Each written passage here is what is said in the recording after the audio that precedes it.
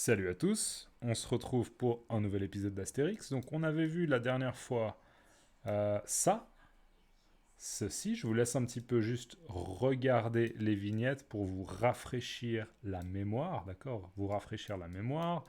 On avait vu la réaction du chef qui disait on va jouer aux chaises musicales, d'accord? Ensuite, le début des chaises musicales, la musique s'arrête et c'était Caligula Minus qui avait été désigné. D'accord, il avait été désigné, en fait, il allait s'y coller. D'accord, c'était lui qui allait s'y coller. Il n'était pas content et il disait je n'irai pas chez les Gaulois. D'accord, il était assez clair là-dessus, assez déterminé. Il ne veut pas accepter la mission. Et là, la réaction est assez surprenante du chef. Moi, je m'attendais à ce qu'ils disent mais tu crois que t'as le choix? Tu n'as pas le choix, ok? Tu ne peux pas déshonorer César comme ça, ok?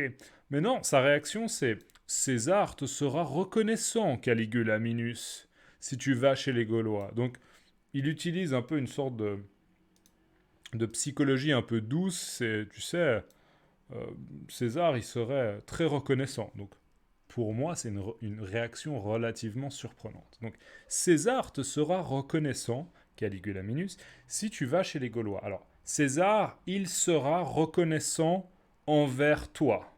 D'accord? Et c'est quoi être reconnaissant? Être reconnaissant, c'est quand on dit merci beaucoup pour ce que tu as fait. D'accord? Donc, imaginez quelqu'un qui vous aide dans votre vie et vous dites merci beaucoup de m'aider. Ça veut dire que vous êtes reconnaissant. D'accord? Vous montrez de la reconnaissance pour une personne qui vous a aidé. D'accord? Donc là, il dira, César, lui, il dit, César, il va être très reconnaissant. Il va dire merci de nous avoir aidé Caligula Minus si tu vas chez les Gaulois. Donc, César te sera reconnaissant, Caligula Minus, si tu vas chez les Gaulois. Et on voit encore une fois là, comme s'il avait la tête ici, il faisait non, non, non, non, non, non. Ok, vraiment, il insiste qu'il veut pas y aller. Hein. Non, ça va pas le faire. Ça ne va pas le faire. Ça, c'est une manière informelle de dire ça va pas fonctionner, ça va pas se produire, ça va pas arriver. Ok, ça va pas le faire. Ça va pas le faire. Je n'irai pas chez les Gaulois. D'accord, il répète un petit peu le même propos. C'est non, non, ça ne va pas le faire.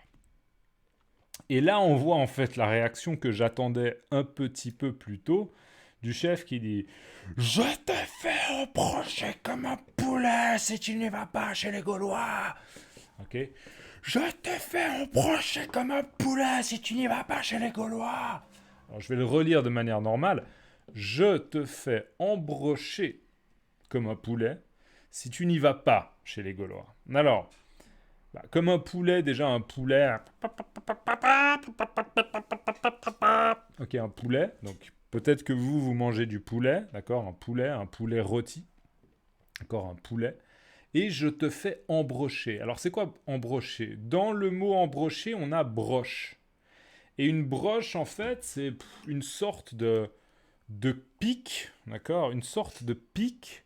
Alors, c'est pas des ciseaux, hein, c'est une sorte de pic, mais vraiment une longue pique. Ça peut être vraiment une longue pique comme ça de 1 mètre ou 1 mètre 5. Et en fait, on prend la bête qu'on a tuée. Peut-être que c'est un cochon, peut-être que c'est un sanglier, peut-être que c'est un poulet, bref. Et en fait, on pique, ok, on pique la broche dans l'animal.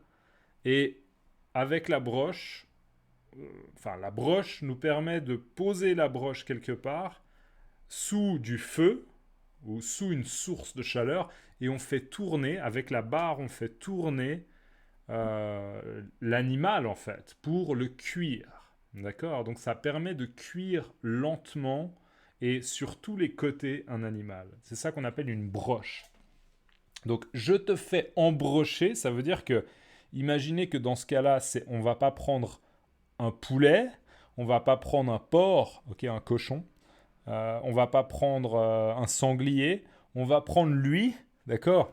On va le prendre comme ça, lui, on va le mettre à l'horizontale, on va prendre un pic et on va lui mettre le pic dans le corps et on va le cuire. Donc en gros, bien sûr, c'est une menace très très agressive, d'accord?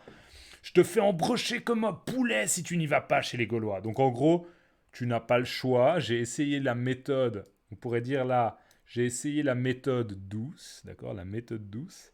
Et là, j'utilise mon autorité, d'accord, tu n'as pas le choix. Donc il y a une menace, je te fais embrocher comme un poulet si tu n'y vas pas chez les Gaulois. Et on voit qu'il sursaute.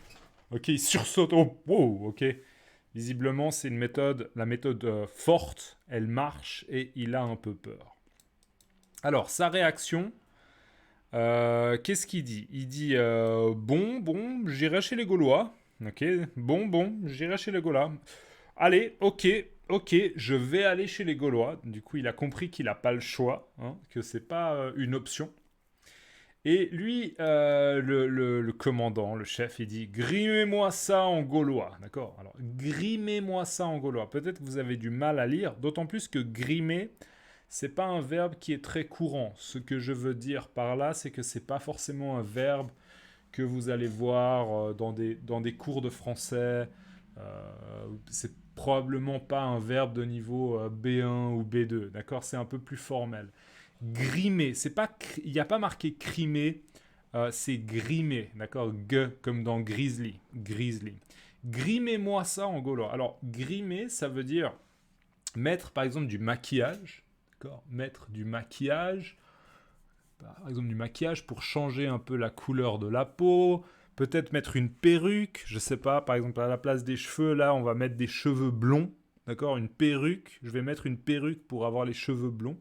Ça, ce serait l'idée de grimer quelqu'un, d'accord? Grimer. Par exemple, dans le théâtre, souvent, c'est courant de grimer les acteurs, d'accord? On rajoute des accessoires, on leur met du maquillage pour les faire ressembler à quelque chose, d'accord? Ou à quelqu'un. Par exemple, une personne assez jeune, on la maquille pour qu'elle ait l'air d'être très âgée, d'accord? Donc, grimez-moi ça en gaulois. Alors là, quand il dit ça, il ne parle pas d'un objet. Non, en fait, il parle de cet homme-là, de ce légionnaire. D'accord? Donc, c'est une manière assez peu respectueuse de dire grimez-le en gaulois. Donc, en gros, ça veut dire donnez-lui des habits, donc à lui, à ce légionnaire, donnez-lui des habits, donnez-lui peut-être, je ne sais pas, un casque par exemple, ou bien un haut, peut-être une chemise, ou une robe, je ne sais pas exactement, mais donnez-lui des accessoires pour qu'il ressemble à des Gaulois. D'accord? Donc grimez-moi ça en Gaulois.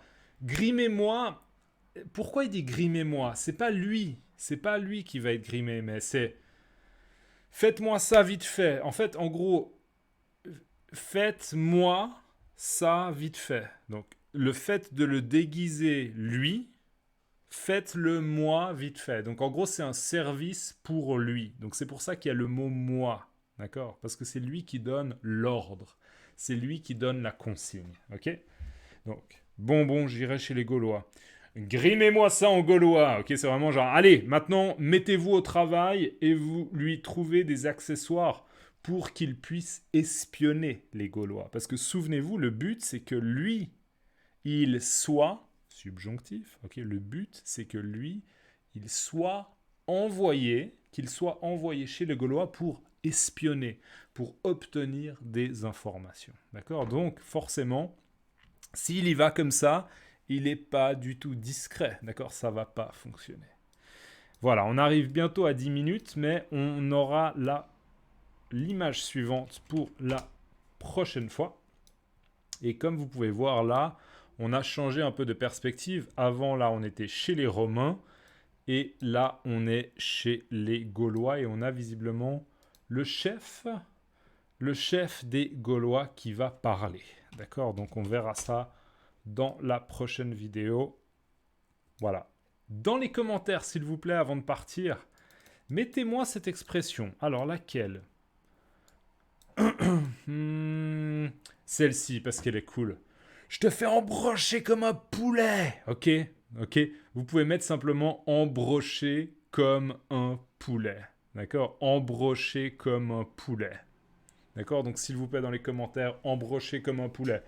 Après, si vous préférez une autre expression de cette vidéo, n'hésitez pas, il n'y a pas de problème. Mais si vous pouvez mettre juste un commentaire, vraiment, c'est fortement apprécié. Merci d'avance. Ok? N'hésitez pas à visiter mon Patreon, Ko-fi ou bien PayPal, simplement si vous voulez soutenir mon projet. Merci vraiment du fond du cœur à tous les gens qui me soutiennent. C'est vraiment fortement apprécié. Et je vous dis à la prochaine dans une prochaine vidéo. À plus. Ciao.